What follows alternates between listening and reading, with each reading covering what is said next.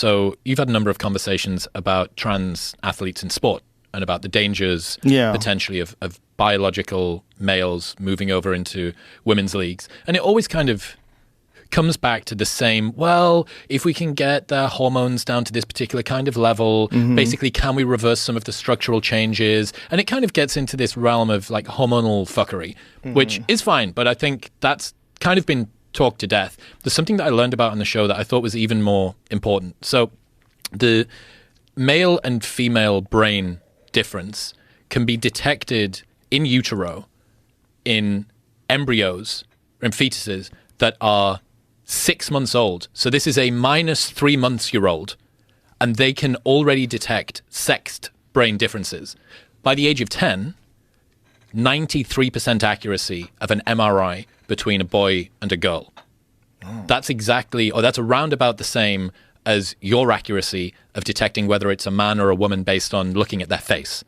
That's the same degree of difference. So one of the arguments that would be put forward is social roles theory. So social roles theory is that boys behave like boys because they see boys behaving like boys, and girls do the same. They're socialized into doing this.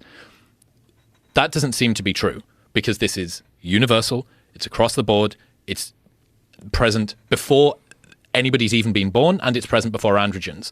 But the reason that this is, I think, important towards sport is that one of the key differences is in what's called visuospatial abilities. And males have a huge advantage in visuospatial abilities.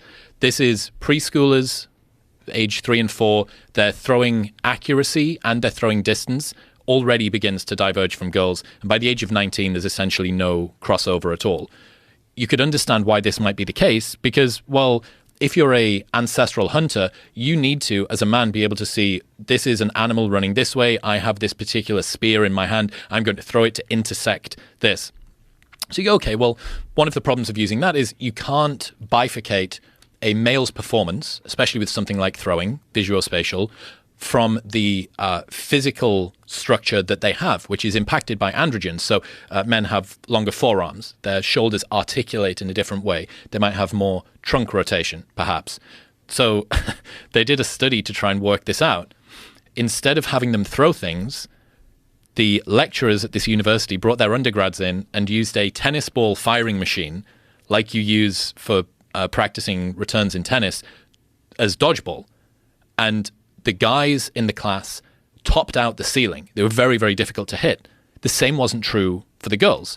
The reason is that the male proclivity to be able to see things in space, understand how they fit together, understand the proprioception of where my body is and how I can interact with this, is very, very different. It's a sizable, statistically significant difference that you find between males and females. Now, females have their own advantages. Social cognition, which is otherwise known as emotional intelligence, reading faces, lying detection, what's called I think it's local memorization or spatial memorization. So, you know those games where you've got a load of cards down on the table and you've got to match them?